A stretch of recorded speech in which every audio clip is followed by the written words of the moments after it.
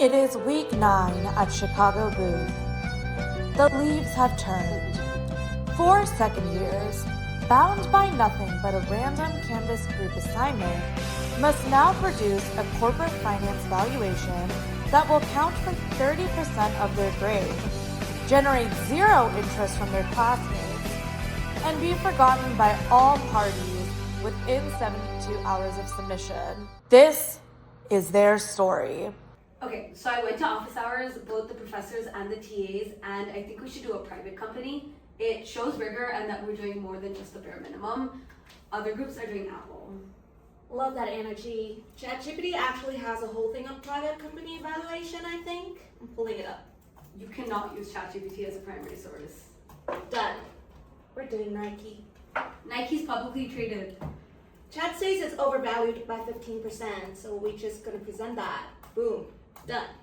That's not, we can't just, there's a methodology that we have to use. Colleagues, let's zoom out. What we are really being asked to do here is not just identify a number, but build a narrative around it. That's literally what I just said. What I'm hearing from the room is that we identify a public asset, interrogate the market's assumptions, and then deliver a bold recommendation. I like it. I'm gonna take a lead on the framing. That was my idea. When I was at Evercore, Hi guys, sorry. Cool, I'm down for whatever. look, this isn't about the grade per se. I'm thinking about the bigger picture, shareholder value. It's a school project.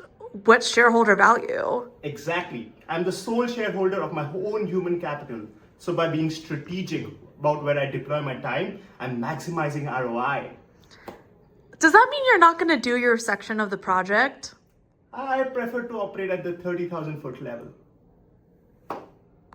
People say I'm cutting corners. I'm not cutting corners. I'm automating corners. There is a difference.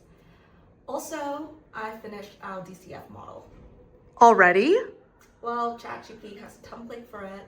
Look, I'm not saying we need a full literature review. I'm just saying that an annotated bibliography never hurt anyone. And an appendix and a brief forward that acknowledges the limitations of our assumptions. Oh, and if we could cite our use of AI in the cover and the footnote, I would sleep so much better. I have not slept since week 7. Yeah, I'm fully committed to the project. It's a priority. Wait, where are you right now? Thailand?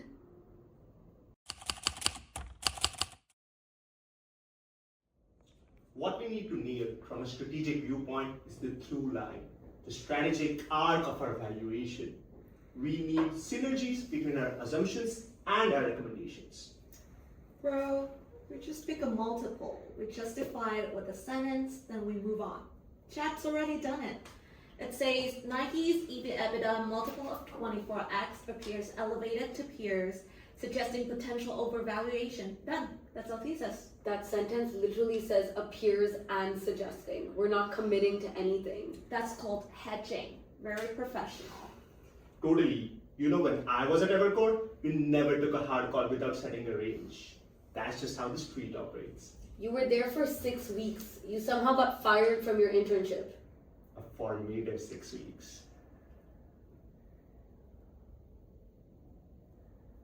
Yep, sounds great. You guys are crushing. Honestly, she got a point. On presentation day, the group delivered what could generously be described as a set of slides. The font was legible. The company name was spelled correctly. Classmates glanced up from their laptops approximately twice. Once when the projector flickered, and once when someone's phone went off. So tell me, how did you arrive at that multiple? Great question. I think what's important here is to zoom out. Take the 30,000 feet view. We need to look at the broader macro factors, what's happening in the industry, what's happening with the through line assumptions that we are putting in here, and the strategy and narrative arc of the business. You know, when I was at Evercore last summer, we looked at this.